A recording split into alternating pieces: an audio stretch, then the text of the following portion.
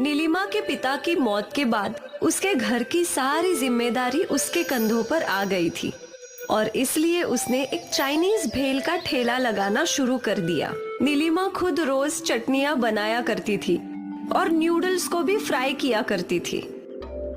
शाम के ठीक 5 बजे वो अपना ठेला खोला करती थी। दीदी, मुझे एक चाइनीज भेल दे दो। मुझे भी। मुझे 2 भेल पार्सल चाहिए। नीलिमा के ठेले पे आते ही ग्राहकों की भीड़ लग जाया करती थी। नीलिमा एक एक करके सारे ग्राहकों को चाइनीज भेल दिया करती थी। दीदी, बहुत टेस्टी हैं। मजा आ गया। कल हम वापस आएंगे। हाँ हाँ, बिल्कुल आना। नीलिमा की होममेड चटनी और नूडल्स का टेस्ट दूसरी दुकानों से अलग था और वही उसके ग्राहकों को पसंद आता था। कुछ ही घंटों में नीलिमा का सारा सामान खत्म हो जाया करता था। फिर वो घर लौट आती। ये लो माँ, आज की कमाई। वाह, आज तो तुमने 600 रुपए कमाए हैं। हाँ, आज चटनी और नूडल्स ज्यादा बनाए थे। अच्छा है, कल से ऐसे ही ज्यादा बनाना। ठीक है माँ। नीलिमा चाहे जितना भी ज्यादा सामान बनाए, उसका ठेला खुलते ही सब कुछ धड़ाधड़ खत्म हो जाया करता था। एक दिन नीलिमा अपने घर पे बैठकर सोच रही थी कि उससे क्या करना चाहिए।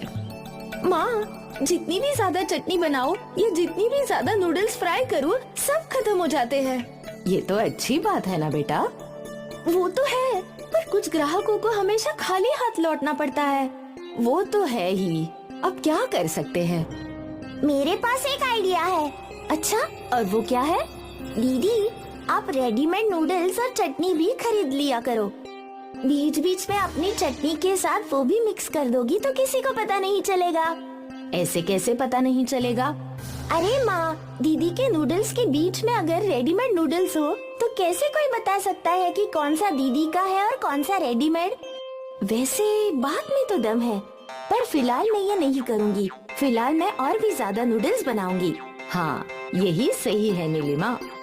अगले दिन से नीलिमा ने पहले से दुगनी शेजवान चटनी बनाई और पहले से दुगने नूडल्स फ्राई किए। उम्मीद है अब सबको मिलेगा। सारा सामान लेकर नीलिमा अपने ठेले पर गई और इस दिन नीलिमा के ठेले पे एक फेमस फूड ब्लॉगर आई। हम आए हैं दीदी की चाइनीज भेल खाने। सुना है बहुत टेस्टी है। देखते हैं।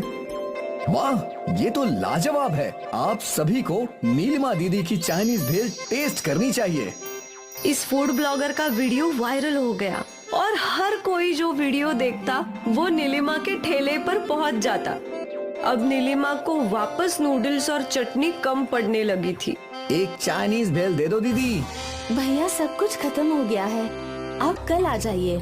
नीलिमा को कस्टमर को खाली हाथ वापस भेजना अच्छा नहीं लग रहा था। उस रात जब वो घर लौटी, माँ, उस वायरल वीडियो की वजह से ग्राहक और भी बढ़ गए हैं। बहुत अच्छा है बेटा। वो तो है, पर आज भी सब कुछ खत्म हो गया। मुझे कस्टमर को खाली हाथ वापस भेजना पड़ा। अरे दीदी, आपको बोल तो रही हूँ, मेरा आइडिया यूज करो।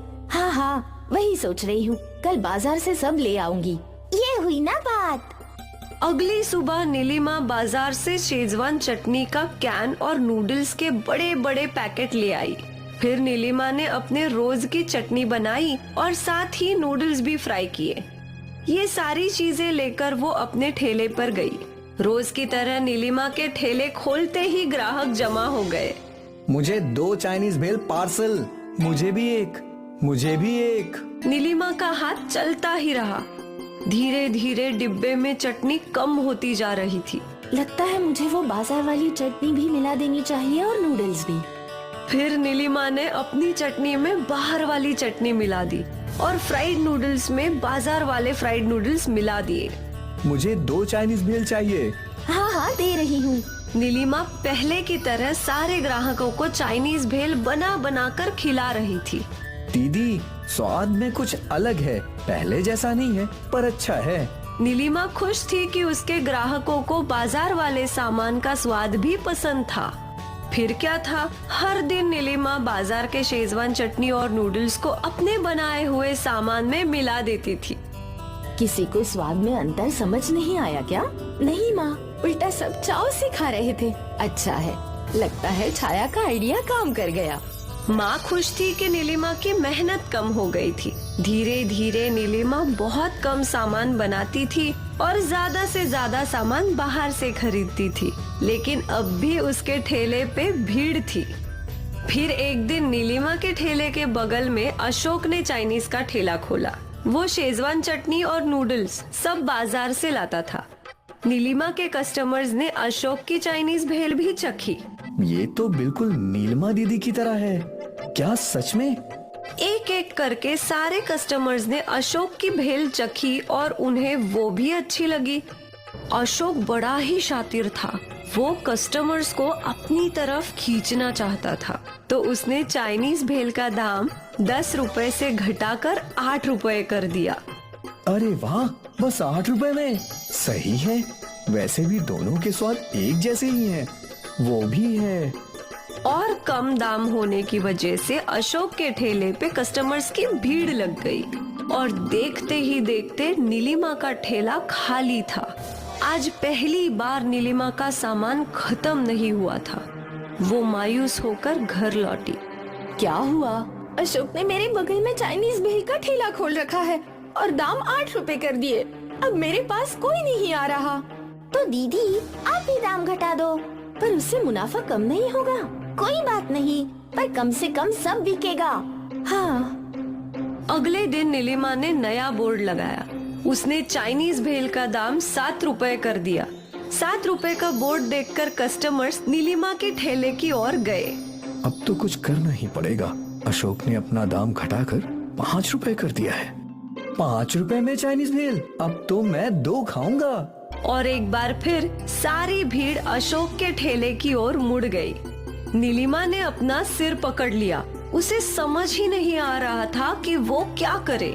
कई घंटों तक वही बैठने के बाद नीलिमा घर लौटी। मेरा आइडिया काम किया ना दीदी? नहीं, अशोक ने दाम 5 रुपए कर दिए। अभी भी सारा सामान वापस आया। मैं 5 रुपए से नीचे दाम नहीं घटा सकती। तो अब क्या करे? मुझे तेरी सुननी ही नहीं चाहिए थी। मेरा चाइनीज भेल का ठेला अच्छा भला चल रहा था।